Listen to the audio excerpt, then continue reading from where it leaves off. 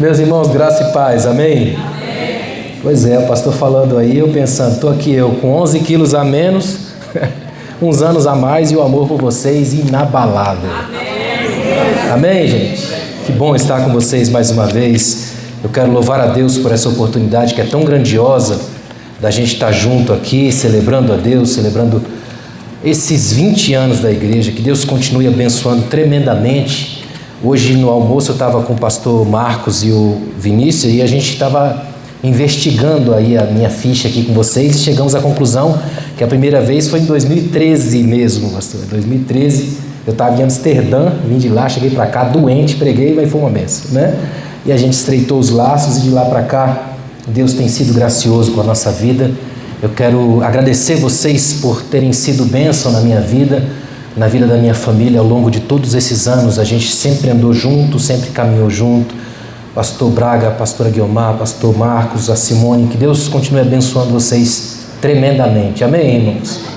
Bom, como eu fico à vontade aqui, eu não sei se isso é bom ou perigoso, então Deus colocou uma palavra diferente no meu coração, eu acho que você vai entender. Por favor, abra sua Bíblia no livro de Juízes, capítulo 2, e o versículo 10. Juízes, capítulo 2, versículo 10. Eu quero pensar neste tema aqui da festa, conectando gerações, fortalecendo laços de fé entre o passado, o presente e o futuro. No meio disso aí tem o que eu vou falar hoje, que é um negócio perigoso, mas a gente precisa pensar. As festas de Israel também eram tempos de reflexão. É isso que eu quero trazer essa noite. Para a gente pensar no que Deus quer para nossas vidas a partir dos nossos próximos passos daqui para frente, conectando gerações. Para que essas conexões aconteçam, tem uma coisa que não pode parar, que a gente vai entender aqui hoje.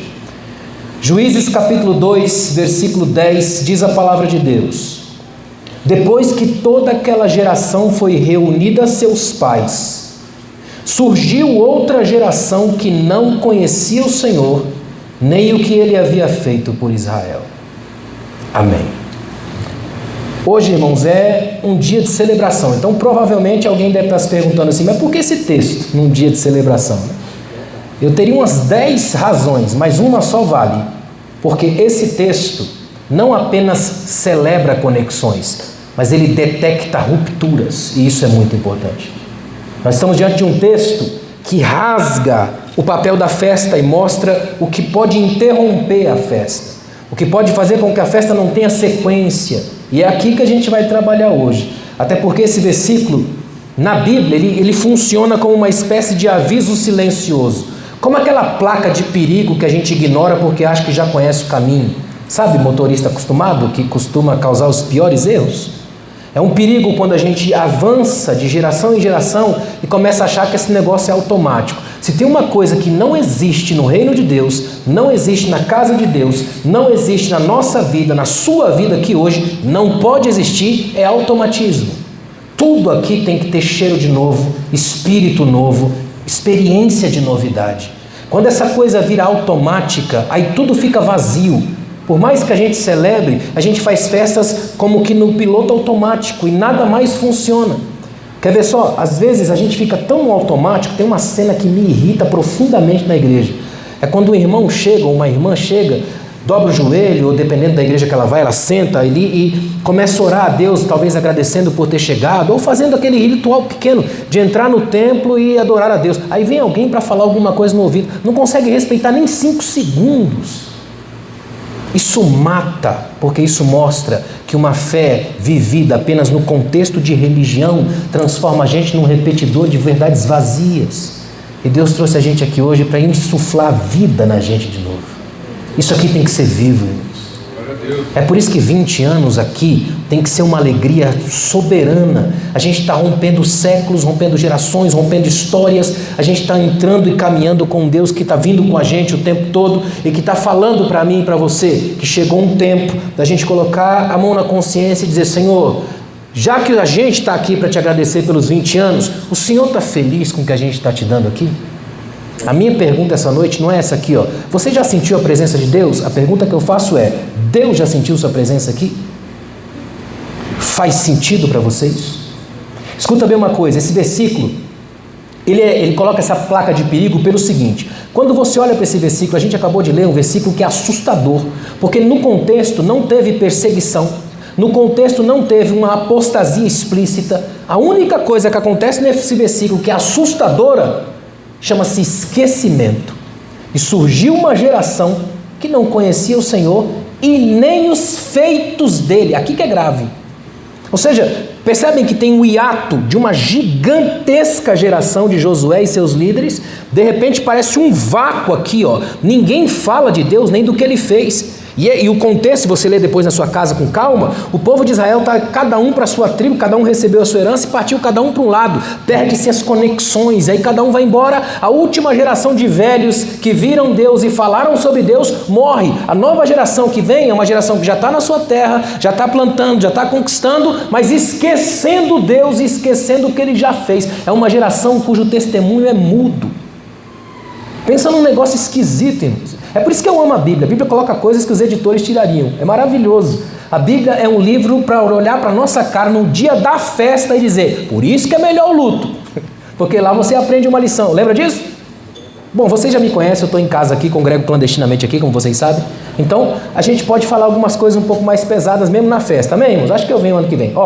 O esquecimento é o maior inimigo de uma fé geracional. Se tem uma coisa que pode quebrar o ciclo das conexões, é o esquecimento. Ele é mortal, ele é terrível. Olha que interessante, é o esquecimento que desconecta, é ele que rompe, interrompe, fragmenta, é ele que destrói, é ele que apaga. É por isso que a fé, olha como é terrível isso, ela não se perde na oposição. Pelo contrário, quanto mais oposição tem, mais a gente fortalece a fé. Quer ver a fé se perder? Desconexão. Não é à toa que o diabo lá em Atos tentou infiltrar-se na igreja a partir da violência de fora, perseguição, a igreja permaneceu unida. Aí tentou infiltrar na mesa das viúvas e fazer uma bagunça lá dentro, a igreja permaneceu unida. Mas quando começou a distração, começou a dar ruim. É exatamente o mesmo modelo. Quando a gente esquece o motivo real de estar aqui, a gente perde a graça de estar aqui. Quero que você saiba, o motivo de estarmos aqui nunca mudou, é o mesmo. Jesus Cristo venceu a morte, Ele ressuscitou, e é por causa dEle que nós ainda estamos aqui. Dele, por Ele e para Ele são todas as coisas. Ele é o centro da festa, Ele é o aniversariante. A igreja é dEle e tudo é dEle. Amém? Pensa numa verdade que esmaga o ego pastoral. Vocês sabem que eu trabalho com líderes, né? O ego pastoral, seja qual for o nível, é esmagado por uma coisa chamada soberania. Quando Deus sopra no ouvido do líder assim, ó, eu uso você, mas a casa é minha. Dói lá no fundo da alma. Porque a gente ainda tem a arrogância prepotente de achar que a gente é líder de alguma coisa. Achei lindo quando o nosso pastor falou aqui, ó, essa igreja é de Deus, e pronto, eu vou estar aqui, enquanto eu estiver aqui, a gente segue. É exatamente esse o nível que Deus está chamando a gente para redescobrir aqui. Nós somos um povo que recebe ordens. O nosso Deus não recebe ordens, mas aceita súplicas. E é nesse nível que a gente vai lembrando das coisas que o Espírito está trazendo aqui. Eu daria uma imagem para vocês. Eu acredito que essa noite é como se o Espírito Santo trouxesse uma pequena vassoura da graça e limpasse a poeira do esquecimento. E aí, à medida que a poeira for saindo, a gente vai lembrando das primeiras coisas, dos primeiros louvores, da chama que estava acesa no peito. Charles Spurgeon, príncipe dos pregadores do século XIX, ele tinha uma frase devastadora, que depois outros copiaram na história, mas originalmente é dele. Quando ele pregando uma das últimas mensagens no colégio de pastores em Londres, ele apontou para os pastores, mais de 1.500 pastores naquele lugar, ele aponta para os pastores e diz: há tanto pó na capa das vossas Bíblias denunciando o não uso, que é possível escrever condenação com o próprio dedo. Aí vem o Espírito Santo hoje e diz: eu vou chacoalhar isso aqui, ó, soprar o vento da graça nesse lugar, para que vocês aprendam a tirar o pó do modismo, do comodismo, das mesmas coisas, e adorar ao Deus das novidades e glorificá-lo a Ele pelo que Ele faz. Nós não estamos só nos 20 anos, nós estamos começando os próximos 20, então estamos começando dele. Uma geração não precisa rejeitar Deus para perdê-lo. Olha que interessante. Uma geração não precisa rejeitar Deus para perdê-lo. Basta esquecer Ele, ignorar as suas obras e a sua presença. Quando isso acontece, a gente está no anti-avivamento. Se o avivamento é trazer de volta a vida, e o avivamento é completo porque ele traz vida espiritual para quem está morto e saúde espiritual para quem está vivo, porém doente. O anti-avivamento é o contrário, ele traz esquecimento. É por isso que a gente tem hoje muita igreja vivendo no piloto automático da fé. Aquela coisa que parece só uma conexão. Você já viu aqueles crentes que chegam na igreja, eles chegam um pouquinho atrasado e quer sair um pouquinho mais cedo? Ele chega assim, você tem a sensação que ele vem com a bateria cheia 7 horas, 10 para as 9 já está no stand-by, né? Vermelhinho começa a piscar, e se não der a bênção apostólica logo, ele cai no banco. Já viram? Não tem um monte assim?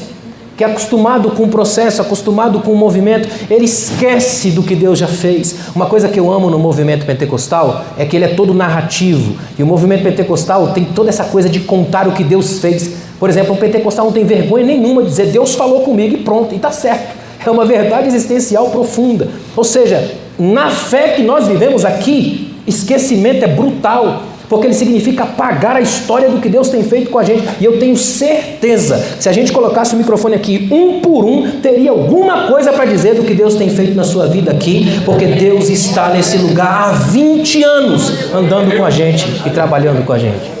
Nós aqui envelhecemos dentro daquele problema, a gente fica vendo esses vídeos aí e dá ruim, fala a verdade. Uma certeza você pode ter, Deus não mudou 1 milímetro, porque Ele é o mesmo, ontem, hoje e eternamente. Nenhum vídeo captura a sua derrocada, é só a sua glória, é só o seu poder, é só a sua soberania. Eu quero refletir com vocês, rapidamente e seriamente, sobre essa relação que é tão profunda entre conectar gerações e o problema do esquecimento. A primeira coisa que é importante é pensar um pouco sobre o escândalo que é o esquecimento. É que a gente só pensa em escândalo quando é alguma coisa moral. Você quer ver coisa mais escandalosa? Esqueça Deus. Tem algo mais escandaloso do que isso? Esse é o grande problema, o escândalo do esquecimento. O que significa isso? O que acontece quando a nossa fé não atravessa solidamente o teste do tempo? É por isso que eu amo na igreja aquelas pessoas que já passaram por um monte de rebelião, um monte de problema, um monte de governo, ele permanece o mesmo. Já viu? Tem sempre um irmão, uma irmã na igreja que é indestrutível. Eu amo isso na igreja. E não são aqueles que estão aqui pousando e arrebentando. Esse geralmente cai na primeira. Geralmente é aqueles irmãos que você não dá nada, é ou não é? Fica lá no canto, foge dos holofotes, senta atrás das colunas, mas pode ter certeza, vem vento, tempestade, problema, fofoca, permanece. Porque as raízes dele são tão profundas que ele tem sempre uma história de Deus para contar. Pode observar, senta do lado, eu desafio você a escutar ele reclamar, ela falar alguma coisa errada. Vai sempre ter uma história de Deus para contar. Irmãos, escute isso aqui, ó. Quando a nossa fé não atravessa solidamente o teste do tempo, ela se desgasta. É aqui que ela se transforma em tradicionalismo. Yaroslav Pelikan diz que a tradição é boa, porque ela é a fé viva dos irmãos que já morreram. Mas o tradicionalismo é terrível, porque é a fé morta dos irmãos ainda vivos. Olha como é sério. Nós vivemos uma geração assim, que perde a conexão porque vive de tradicionalismo. Aí repete mantras, fica escrava dos automatismos, chega na igreja, por exemplo, e expulsa um glória a Deus, que você não sabe se é um glória a Deus ou um desabafo, joga uma outra frase que aprendeu lá atrás, e vive aquela espiritualidade que tem a sensação de marcar um ponto na agenda do sagrado. Não tem nada de novo, não tem uma experiência nova. Qual foi a última vez que você de verdade chorou no culto, sem nenhum tipo de manipulação emocionaloide? Você só sentou aí, o fogo de Deus queimou no seu coração e você agradeceu por estar viva. Qual foi a última vez que você agradeceu a Deus por ser chamado por Deus num mundo tão complicado quanto esse? Qual foi a última vez que você agradeceu a Deus por olhar seus filhos correndo aqui na igreja, glorificando a Deus porque seu menino cresceu aqui, sua filha casou aqui dentro, a glória de Deus tem abençoado a sua casa e a sua vida, você prosperou, comprou seu carro, comprou sua casa, a bênção de Deus está sobre você sem nenhuma manipulação, ninguém está assaltando você na hora da oferta, você continua abençoado e abençoador. É motivo de agradecer a Deus por lembrar das coisas grandes que Ele tem feito por nós. Se a gente olhar atentamente para a narrativa bíblica, é que eu li o versículo 10, mas o ponto central dessa narrativa pequena, dessa perícope, como a gente chama, é a partir do versículo 8, quando o texto frisa a morte de Josué. É um marco temporal importantíssimo, porque o texto não diz que Deus deixou de agir. O que o texto diz é que a geração seguinte não o conhecia. Aí que é complicado, porque tenta imaginar isso aqui, ó. Toda uma construção em torno de Josué e dos homens que ele tem com ele, da geração que ele tem. No que essa geração passa, fica um vácuo aí, ó. É o texto gritando para nós algumas, eu diria, distinções poderosas. É o texto dizendo, por exemplo, que informação não é transmissão, porque eu acredito que eles sabiam de muita coisa, mas não aprenderam essas coisas. Uma coisa é conhecer de ouvir falar, outra é aprender de vivência. Tem uma diferença gigantesca entre informação e transformação. Informação qualquer um consegue. Irmão, é o nível mais raso de conhecimento, é informação. Se você juntar 2 sílabas, você já forma uma palavra, já é informação, não é? O problema é quando você tem um pouquinho mais de inteligência e passa da informação para o conhecimento, que aí é a capacidade de processar as informações. Acima do conhecimento já é sabedoria, aí já vem com o tempo, é coisa da experiência. Acima da sabedoria vem a sapiência, uma iluminação do Espírito Santo especial na vida, que faz você pegar a sabedoria que viveu, com o conhecimento que processou e a informação que obteve. E depois que você pega tudo isso, aí vem a iluminação, que é aqui em cima, ó. Ninguém começa aqui, só Jesus. Eu sou a luz do mundo. O resto começa tudo embaixo. O problema é que a maioria não avança e é aqui que se perde. E os esquecimentos estão na vida da gente o tempo todo. Nós somos feitos para esquecer. Esse é o problema. Por isso precisamos tanto de memórias, tanto de lembranças. Por isso que nos cemitérios tem tanta placa, tanto número e tanta informação. Quer mais informação do que no cemitério? E ali é tudo para a gente não esquecer. Não é esquisito? Ou pior, para que não esqueçam da gente. Dependendo da vida que você viver, você vai ser chorado por um dia, esquecido pela eternidade. Está pronto para isso? Tudo tem a ver com esquecimento. Quer cometer o pecado mais mortal da sua vida? Esqueça de Deus. Esqueça das obras que Ele tem feito. Agora, quer celebrar, adorar poderosamente a Deus? Nunca pare de contar as coisas que Ele tem feito por você, os testemunhos que Ele tem movido na sua vida, o quanto Ele tem andado com você. Reconheça o Senhor nos seus caminhos e Ele endireitará as suas veredas. Reconheça o Deus que anda com você na vida. Como é difícil isso hoje, irmãos. Eu louvo a Deus ainda por poder estar numa igreja que ainda se pode dizer coisas como essa. Tem lugares que já não pode mais. É estranho. Preste atenção numa coisa, olha, a fé que não é ensinada com vida, visando o futuro, transformação, vira só uma ruína silenciosa. Lembre-se, em nome de Jesus, ó, toda geração, toda geração, inclusive a nossa agora, começando a partir desses 20 anos, toda geração está a um esquecimento de distância do vazio espiritual. Um esquecimento de distância. Irmão, sinceramente, o que eu tenho visto nos últimos anos no chamado arraial evangélico brasileiro é de assustar, é absurdo. De tudo quanto é nível de corrupção, a bizarrice mais medonha. Todo dia tem uma coisa nova para quem acompanha na internet. É assustador. Ao mesmo tempo que o meu coração fica angustiado, eu começo a perceber que depois desse caos todo, olhando na história da igreja, geralmente um grande avivamento vem aí. Essa é a minha esperança. Estou orando, Deus, obrigado. Quanto mais o Senhor balança a figueira e cai tudo que é fruto podre, mais a tua graça permanece na raiz. E na hora que o teu vento soprar, só quem estiver sintonizado com o Senhor vai captar o vento da mudança e da transformação e vai saber que há um Deus que não pode ser esquecido na sua geração. Lembre-se disso em nome de Jesus. Celebremos, irmãos. Celebremos, irmãs, o mais que a gente puder, mas ensinemos as próximas gerações para que nunca cometam o escândalo do esquecimento.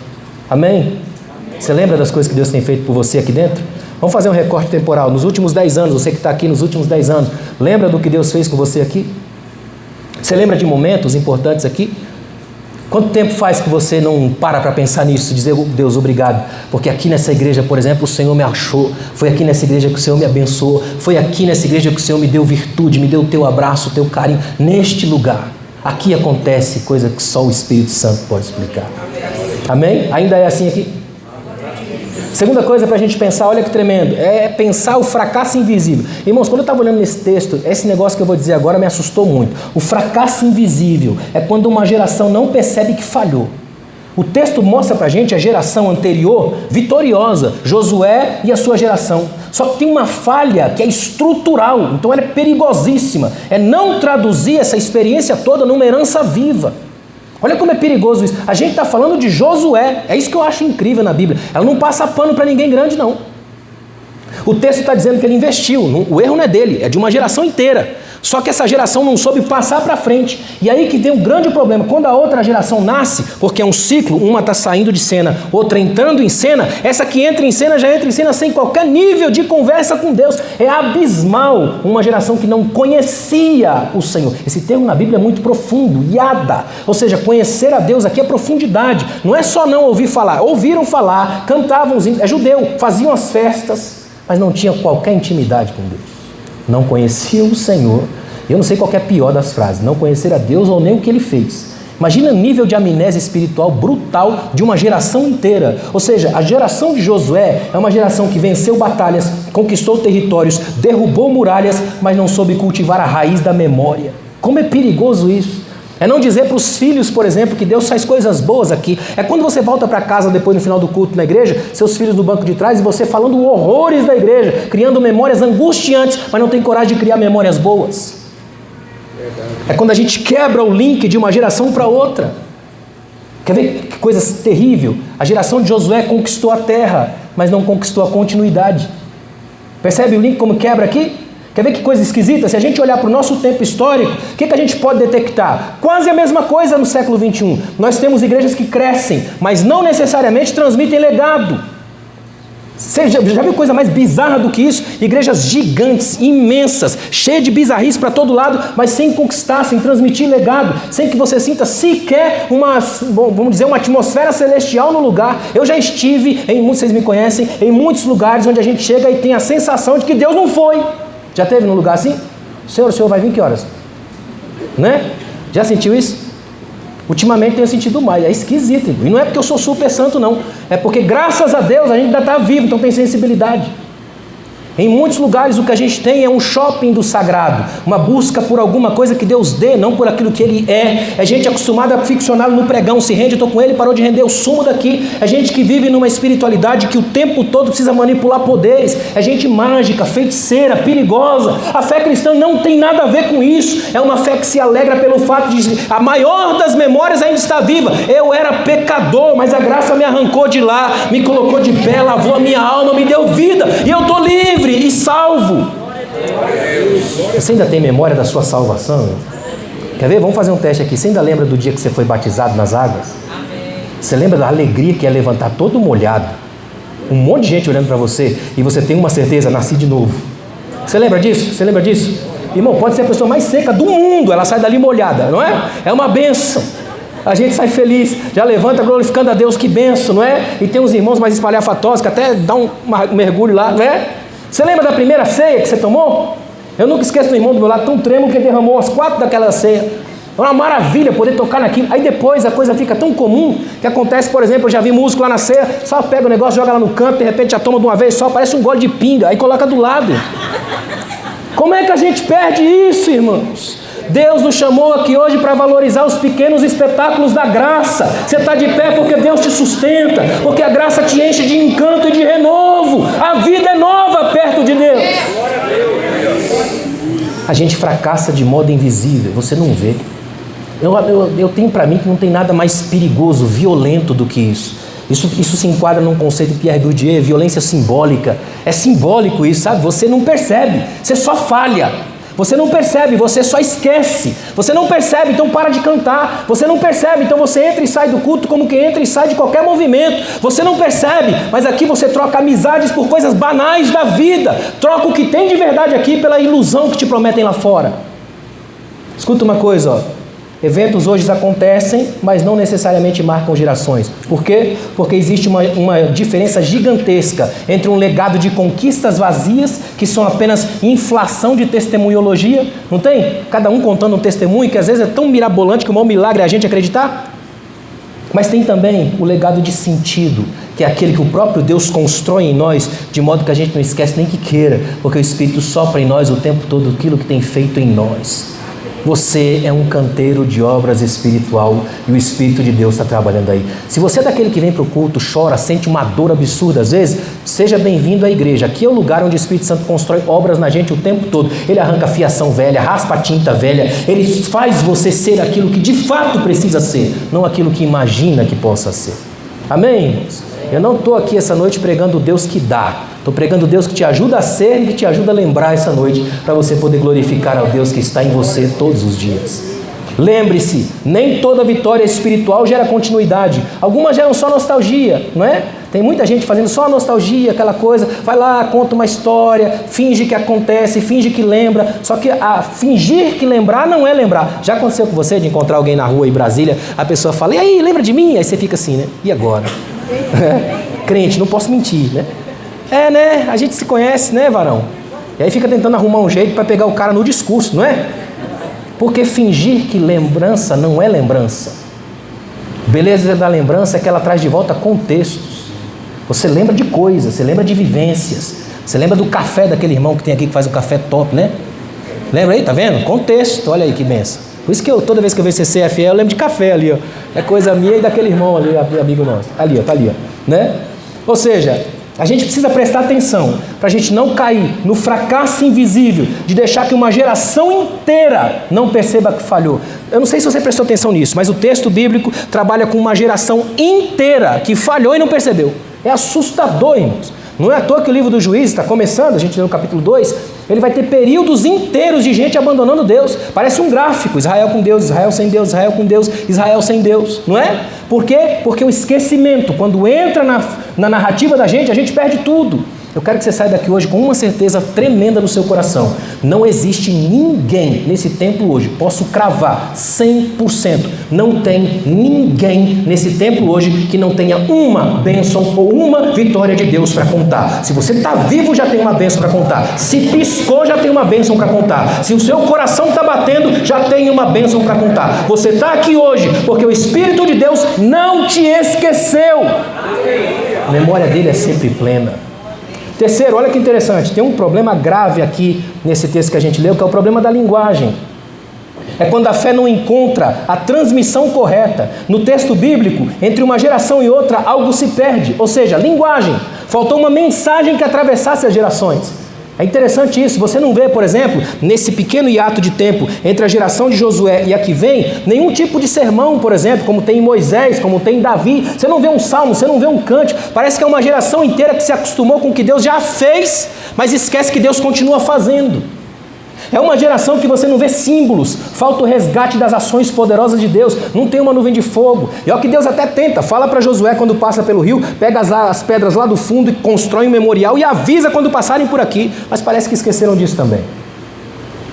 Não tem formas de experiência, faltou um ensino mais poderoso, que é os mais velhos chamando os mais novos, ensinando, ó, a gente passou por aqui. Irmão, você quer matar uma geração mais nova? Crie entre eles um abismo geracional. Velhos de um lado, jovens do outro. Pensa num negócio ridículo. A Bíblia lá, se não me engano, 2 Samuel, 1 Samuel 21, não lembro, eu acho tão tremendo que é a última guerra que Davi vai. Aí a Bíblia vai dizer que mais uma vez houve guerra entre os filisteus e Israel. Parece até uma poesia divina. A primeira grande guerra em que Davi aparece, que ele entra nas páginas de todo Israel, é justamente contra os filisteus. Na verdade, o filisteu, que é Golias. Ele vai até aquela guerra e vence, vocês sabem a história. Quando ele já está bem velho, final da vida, a última guerra registrada na Bíblia é essa. Mais uma vez houve guerra entre Israel e os filisteus. Imagina só o arauto dando toque na trombeta em Israel e avisando: os filisteus vêm sobre a nação, guerra sobre a nação. Na hora Davi se levanta. Só que tenta imaginar a cena, vai para frente do espelho para colocar sua armadura, no lugar do músculo, a pele é flácida porque o tempo detona qualquer guerreiro, o cabelo que era vermelho agora é branco, ele tem muita vontade de lutar, até porque da última vez que ele não foi para a guerra ficou olhando para a mulher dos outros, deu ruim. Então agora ele quer saber? Agora eu vou, nem que tenha velha eu vou, arrastando um monte de coisa, mas vou. E ele desce para a guerra, aí levanta espada, abaixa espada, o negócio é tão sério que a Bíblia diz essa frase aqui, ó: e Davi se cansou, ponto. Imagina a cena comigo, Davi cansado, velho, encosta a espada no canto para puxar um fôlego na árvore, está morto. Aí a Bíblia diz que Isbi-Benob, um dos filhos do gigante, um parente de Golias, ele olha de longe, era bobo, o menino estava na primeira guerra dele, inexperiente, tanto que ele olha de longe e pensa: hoje é meu dia de guerra, meu dia de sorte, os deuses da guerra conspiram a meu favor, eu vou matar Davi, vou vingar Golias, por tabela ainda vou ser famoso, as mulheres vão cantar a minha história nos cânticos da guerra. E ele vai na direção de Davi. Irmão, Davi seria morto de forma brutal e até esquisita, vergonhosa, por um rapaz sem história na guerra, coisa de quem se esquece fácil. Só que Deus não esquece. Enquanto, pensa nessa cena aqui, ó, Davi cansado, puxando um fôlego, o rapaz vindo de lá doido com uma espada nova, não tinha nem estreado a espada, ele vem com uma espada nova, só que do lado de lá tem um indivíduo, Abissai, que se você puxar a ficha dele, da linguagem de hoje, puxa a capivara do homem para você ver. A Bíblia diz que ele estava entre os amargurados, abatidos, oprimidos e endividados na caverna de Adulão, que ninguém dava nada. Mas Davi foi lá e se fez chefe deles, abraçou, protegeu, pastoreou, cuidou. Aí ele olha de longe, entra no meio, mata o rapaz. Davi não sabe nem o que está acontecendo. O texto bíblico é tonto, deixa a gente zonzo. Davi simplesmente olha para um lado, os valentes se juntam em torno dele e dizem duas frases. Se falam só a primeira, matam ele de vergonha. Nunca mais você vem para a gente com a guerra, nunca mais. Você não vem mais com a gente. Imagina, nunca mais subirás a guerra conosco. Imagina a angústia que daria em Davi. Só que eles terminam dizendo assim, ó, para que não apagues a lâmpada de Israel. Olha o que eles estão dizendo para Davi. Davi, entenda que você subiu de cargo, Davi. Não é que você está velho, é que você foi promovido. Você agora é lâmpada, guerreiro somos nós. Enquanto a gente bate, você brilha. Você acende lá, que a gente briga aqui. Isso é conectar gerações, é glorificar a Deus. Qualquer cabecinha branca que você enxergar aí, ó, são lâmpadas da glória de Deus que ainda brilham, para que jovens como eu e você continuem lutando, continuem esforçando, continuem vencendo. A gente não tem problema com gerações, a gente tem glória com gerações, celebração com gerações. A gente está aqui para adorar a Deus por qualquer um. Você pode agradecer a Deus qualquer irmão que estiver do seu lado aí agora? Qualquer um, novo, velho, criança, o que tiver aí. Sabe o que é assustador desse texto? É que a nova geração não rejeitou Deus, ela só não conseguiu acessá-lo. É isso que é esquisito. Não tem no texto dizendo assim, ó, e houve uma geração que rejeitou o Senhor. Não, houve uma geração que não conhecia, então não tem acesso a Ele. Ou seja, o texto tem um tom doloroso. Uma outra geração surgiu que não conhecia o Senhor nem os seus feitos. Eu tenho para mim que nos tempos atuais a gente vive algo estranhamente parecido. A nossa crise não é moral, é hermenêutica. A maioria de nós não faz ideia do que é o texto bíblico. A nossa crise está sendo estranha porque a nossa fé não está sendo devidamente ensinada. Lembre-se de uma coisa aqui, ó, Deus não deixou de falar, nós é que paramos de transmitir. O link nunca dá errado de lá para cá, é daqui para lá. Escute uma coisa, jamais esqueçamos de ensinar e de transmitir as verdades da graça de Deus para quem estiver perto da gente, qualquer um. Lembra da instrução de Paulo a Timóteo, lá no finalzinho da vida dele? Em tempo e fora de tempo. É um trocadilho grego, é o kairos a kairos, em tempo e fora de tempo. Não existe uma temporalidade que você precise descansar, até porque não é aqui o vosso descanso. Em qualquer tempo que você tiver, encontrou um ouvido, testemunhe, não permita que as memórias do sagrado desapareçam por causa de você. Para finalizar, a gente pode conectar gerações, mas para fazer isso, lembre-se de uma coisa aqui, ó. Conectar gerações não é repetir, não é repetição. Conectar gerações é encarnar a palavra todos os dias, porque ela assim não fica velha nunca. Encarnar a palavra. Pensa como é difícil isso. Parece uma coisa simples, e é simples de falar, mas extremamente difícil de viver, é se encarnar da palavra. Olhando para o texto bíblico que a gente leu, o erro não foi a desconexão em si, ou seja, foi não compreender que essa conexão só existe se não houver esquecimento. Então o que significa isso? Se o erro que a gente vê no texto bíblico é esse esquecer do passado, esquecer do que Deus já fez, esquecer das suas obras, copiar isso é um erro duas vezes, é duplo, aí já nem é erro, é escolha. O que significa isso? Nós como igreja, você pode olhar e dizer assim, nós só temos 20 anos, mas em 20 anos a gente já tem muita história para contar, não tem? A gente tem muita história para contar, até porque ao longo desses 20 anos aqui, se você não lembra, eu vou te lembrar, vocês atravessaram uma pandemia, lembram disso? Vocês lembram daqueles cultos terríveis que a gente tinha que sentar longe do irmão? Você lembra que você tinha muita vontade de abraçar a sua coleguinha aí do Instagram, lembra? E ficava de longe. Você lembra que tinha que fingir que estava rindo de máscara, porque a gente aqui não vê? Lembra? Eu não sei se você lembra, mas a gente falava assim na época, quando a gente voltar a abraçar, irmãos, a gente vai se abraçar. Isso é verdade? Ou a gente termina o culto vazado rapidamente, porque a gente nem lembra mais que é bom abraçar os irmãos? É que hoje tem mais braços do que abraços. E o Espírito de Deus está nos trazendo aqui hoje para lembrar a nossa vida, lembrar, mais do que esquecer, que tudo que a gente faz aqui, ó, faz na experiência comunitária da fé. Uma coisa linda da fé é que não tem uma fé do individualismo, tem uma fé na experiência comunitária. Aqui não se diz eu, aqui se diz nós. Por isso que aqui não é meu, é nosso. É que crente é malandro, irmão. Pode observar.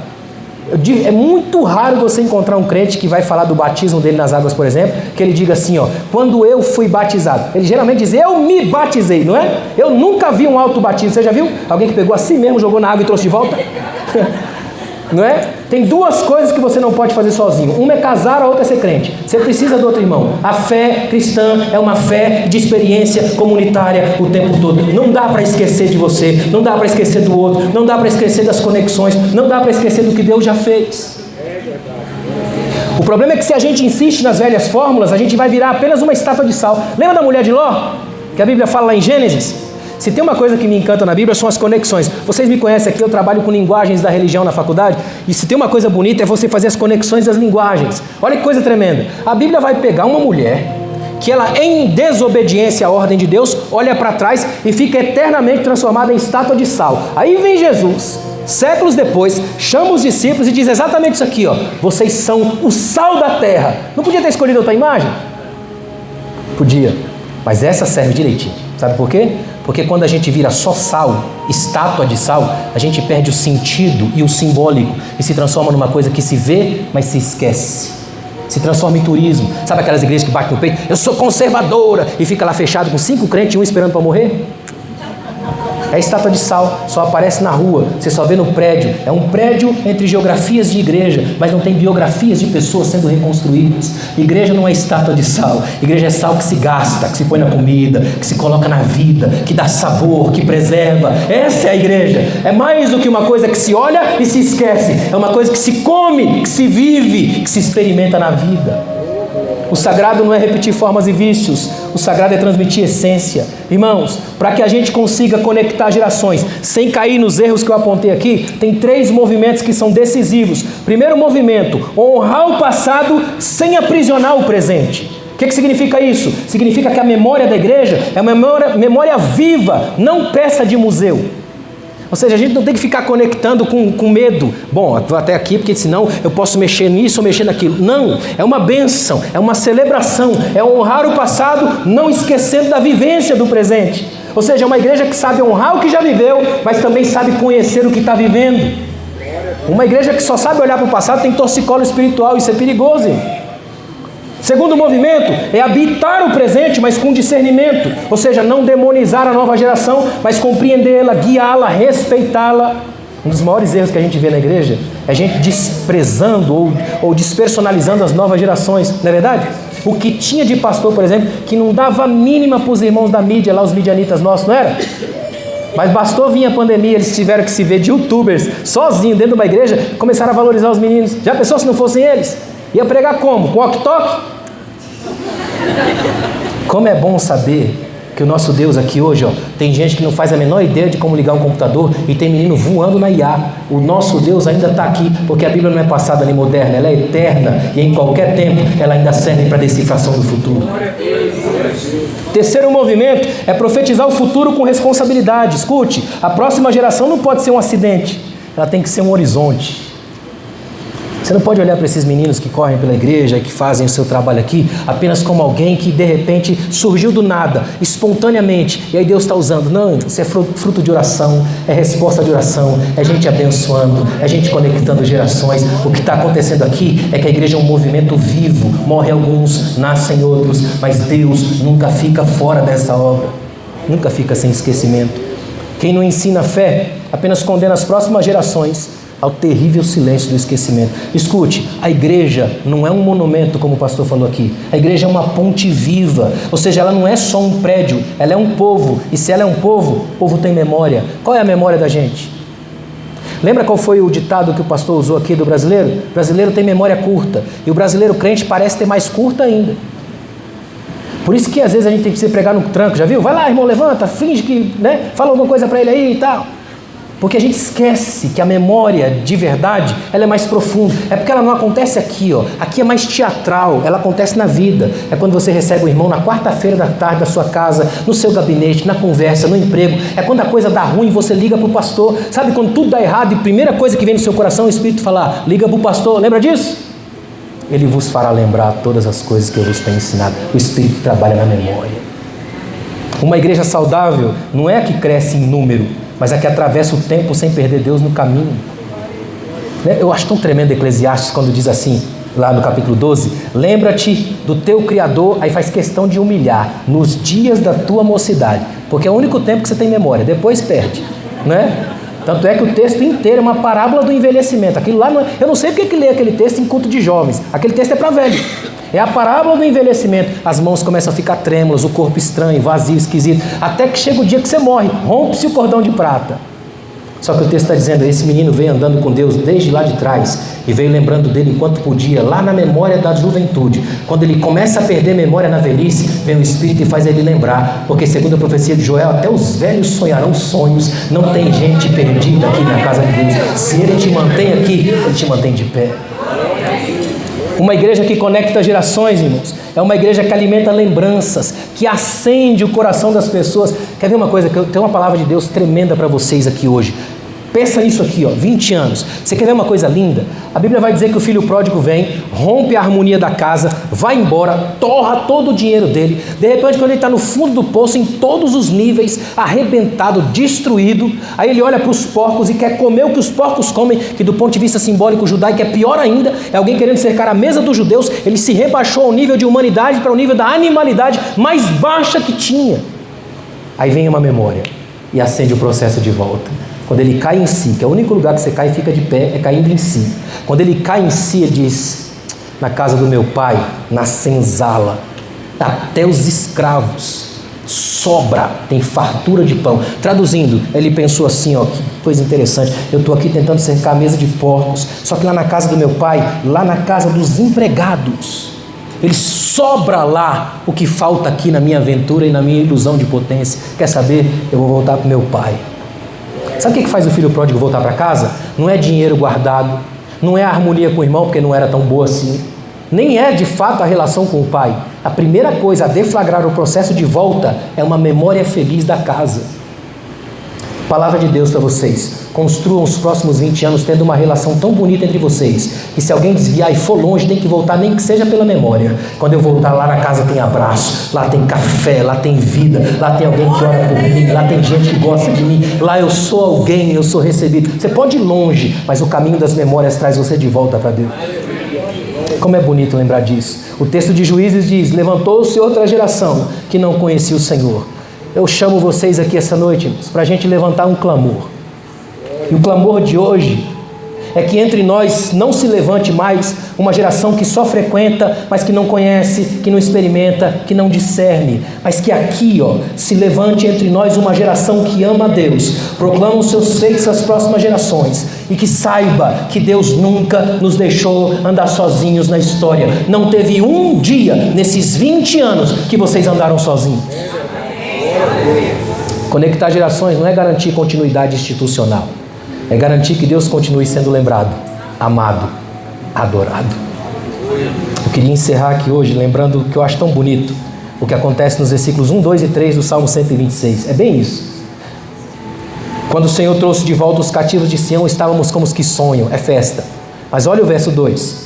Então a nossa boca se encheu de riso, a nossa língua de cânticos de alegria. Eles estão falando deles, o salmista está cantando sobre eles, mas de repente ele para lembrar que essa coisa foi tão tremenda que gerou um testemunho em outras nações. Então se dizia entre as nações, está vendo? Grandes coisas fez o Senhor por eles. E aí eles atestam, sim, grandes coisas fez o Senhor por nós, por isso estamos cheios de alegria. O desafio de Deus para você essa noite é que você viva tão tremendamente essa graça aqui, que ao longo dos anos os seus vizinhos, as pessoas ao redor, quem trabalha com você tenha que dizer sim, Deus está fazendo grandes coisas na vida dela, Deus está fazendo grandes coisas na vida deles, Deus está fazendo grandes coisas na vida dessa igreja, e com isso memórias do Espírito são geradas, e a gente vai poder dizer: nesta geração ninguém se esqueceu, nessa geração ainda tem memória. Fica de pé, por favor. Eu quero orar com você. Eu queria fazer um desafio a você. Será que você consegue nessa noite, junto comigo aqui, orar sem pedir nada a Deus? Você consegue apenas agradecer? Porque se tem uma coisa que é tremendo, é que não existe gratidão sem memória. Memória, a gratidão, como dizem, é a memória do coração. Logo, a ingratidão é uma amnésia. Você consegue agradecer a Deus? Você tem coisas para agradecer a Deus aqui? Oh Deus, obrigado, Pai. Obrigado. Obrigado, Deus. Obrigado. Obrigado, Deus. Obrigado. Obrigado. Obrigado. Obrigado. Obrigado. Obrigado. Obrigado por ainda levantar pastores aqui, Senhor. Obrigado por conectar gerações. Obrigado por soprar e acender memórias. Obrigado por nos ajudar a caminhar construindo novas histórias. Obrigado, Deus, por estar no meio das nossas tramas e dos nossos dramas. Obrigado por permanecer Senhor das mulheres aqui dessa igreja. Obrigado por permanecer Senhor dos homens dessa igreja. Obrigado por seres o Senhor dos nossos clamores, atender os nossos clamores, se curvar e ouvir a nosso gemido e a nossa oração. Obrigado, Deus.